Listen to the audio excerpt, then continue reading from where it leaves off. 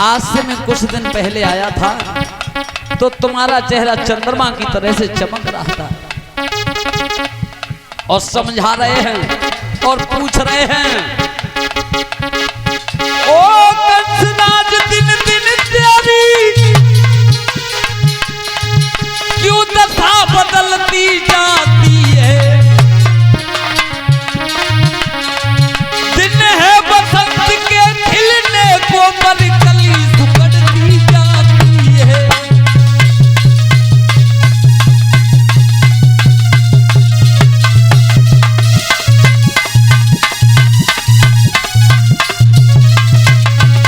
भोजराज कंस आपका चेहरा कैसे बुझ गया? आज से हम कुछ दिन पहले आए थे तो तुम्हारा चेहरा चंद्रमा की तरह से दमक रहा था और समझा करके बोले हैं, यदि शंका है कब दुश्मन की तो ढाबा करो हराई डालो, भीतर दिक्कत रोग बाओ विष्णु पे दबा कराई डालो।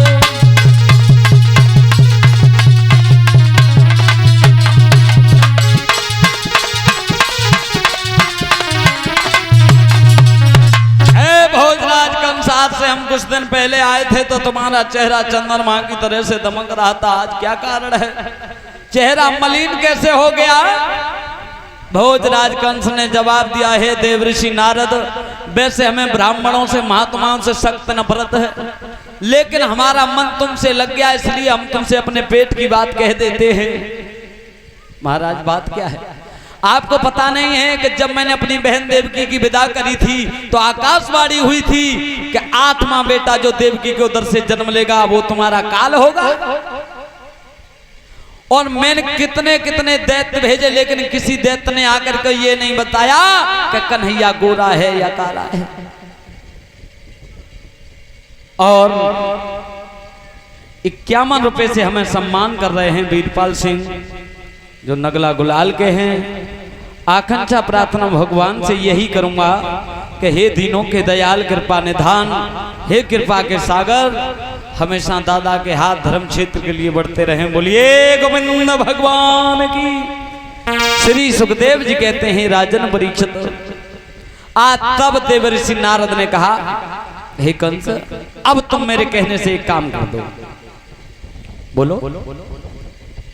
कई का सुनिए, काली दह से कमल के पुष्प मंगाओ और पुष्प जब लेने कोई भगवान कन्हैया जाएंगे तो उसमें कालिया नाग रहता है, उनका भच्चर कट जाएगा।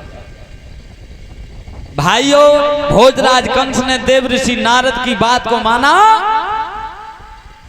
और बाबा नंद के लिए पत्र लिख दिया, हे बाबा नंद, एक कमल के पुष्प, एक छबरिया कमल के पुष्प नहीं आए काली दह से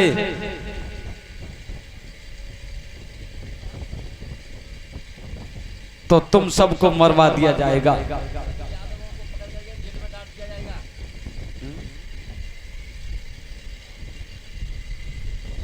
सभी यदुवंशियों को जेल में डाल दिया जाएगा भाइयों। और भैया, ये हमारे करीब सम्मान आया है 1 से 1 रुपए का। आदेश टेंट हाउस नोट, हमारे यहाँ शादी विवाह अन्य उत्सवों में टेंट बुक किया जाता है। इनके यहाँ भाइयों टेंट का काम है। आदेश भैया टेंट वाले हमें 1 से 1 रुपए से सम्मान कर रहे हैं। आकांक्षा प्रार्थना भगवान से करूंगा कि हमेशा इनके हाथ धर्म क्षेत्र के लिए बढ़ते रहें। बोलिए गोविंद भगवान की। श्री सुखदेव जी कहते हैं, राजन परीक्षित,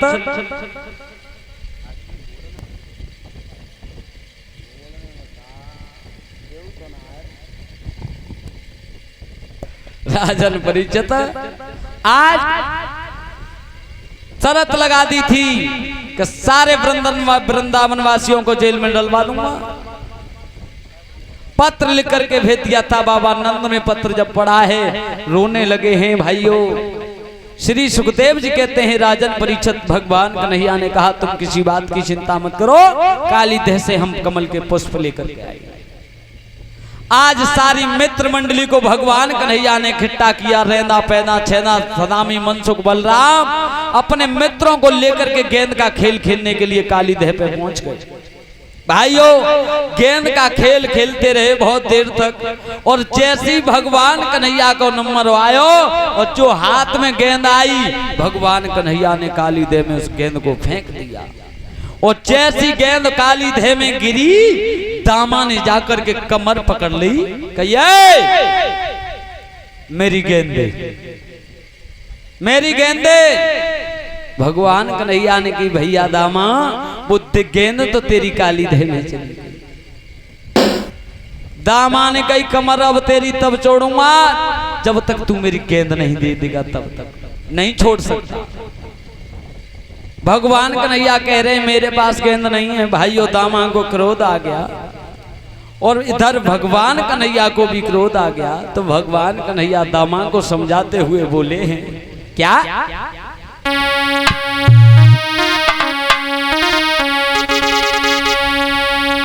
दामा मेरी कमर छोड़ नहीं पैर कृष्ण से पालेगा, यदि एक तमाचो लग बैठो तो मुंह से लोहू डालेगा।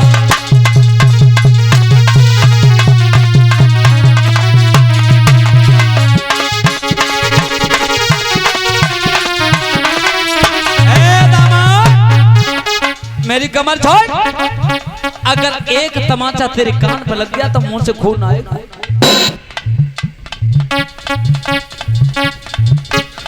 दामा मेरी कमर छोड़ नहीं पैर कृष्ण से पालेगा, यदि एक तमाचो लग बैठो तो मुंह से लोहू डालेगा।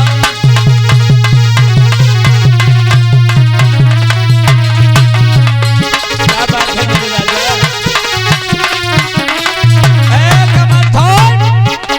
जैसे ही कहा कमर छोड़ तमाचा लग गया मुंह से खून आएगा यज्ञपति महाराज। और तब दामा ने कहा जवाब दिया, कहने लगा यदि एक तमाचा मारेगा तो मेरी भी लाठी हिलती है, दही दूध तुम खाओ तो छाछ हमें भी मिलती है।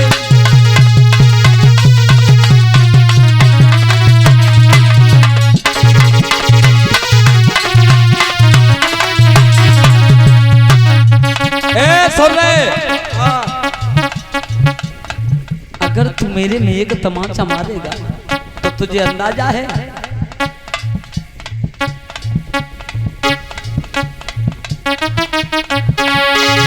यदि एक तमाचा मारेगा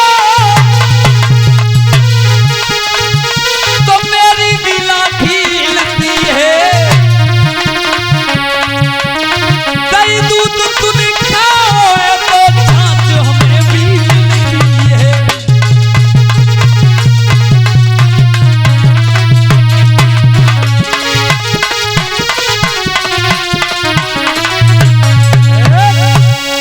हाँ जवाब दिया, अगर एक तमाचा मारेगा तो मेरी भी लाठी कम नहीं। अरे तूने दही दूध माखन खाया है तो हमने भी छाछ खाई है, मेरी गेंदे तूने चोरी की अब सीना चोरी और कर रहा है। भगवान कन्हैया को भाइयों क्रोध आ गया, उसी समय काली देह में कूद गए। जो काली देह में कूदे हैं इधर में रेंदा ने देखी भैया जी तो बनौआ कर रो और जाम रहे तो कालिया ना आज कन्हैया बचे होना सो मुट्ठी बांध के भाजो। सो मन सुखाते गई भैया देख ले वहां में बनूंगा बनेगो तो कन्हैया वहां में गिर गो, चल जसोदा मैया तक क्या है। सो मन सुखा धत छूटो मुट्ठी बांध गए। सो जसोदा आवाज दो मैया, अरे तेरो कन्हैया काली देह में गिर गो। जसोदा ने कहा क्या काली देह में? मैया जसोदा रोती हुई भागी है, भाजती जाते, गिरती हुई जाते, उठती हुई जाते। भाइयों काली देह पर आकर के मैया खड़ी हो गई, रुधन करने लगी, सब मित्र मंडली खड़ी है।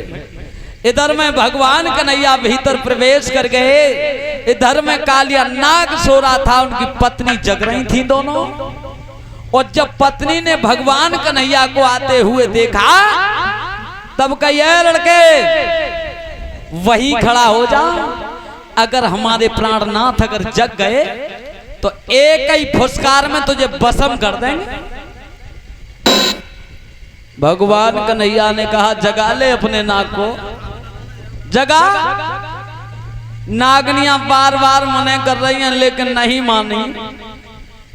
आगे भगवान कन्हैया बढ़ गए। भाइयों नाग एकदम जगह, एकदम भाट से ना फुसकार दी है भगवान कन्हैया के ऊपर, और जो पुरस्कार लगी है उसी समय भगवान कन्हैया ने कालिया नाग के मुंह को पकड़ा है, पकड़ के उसे नाथ दिया था। कालिया नाग समझ गया कि अवतार हो गया, हाथ जोड़ करके खड़ा हो गया, प्रभु मैं आपको नहीं समझ पाया था, लेकिन मैं अपनी गलती के लिए क्षमा मांगता हूँ। भगवान कन्हैया ने कहा अब तुम ऐसा करो, इसी समय हमें ऊपर निकाल के आओ। आज भगवान कन्हैया फन पे खड़े हुए हैं और नृत्य कर रहे हैं। कालिया नाग ऊपर लेकर के आ रहा है। कैसे?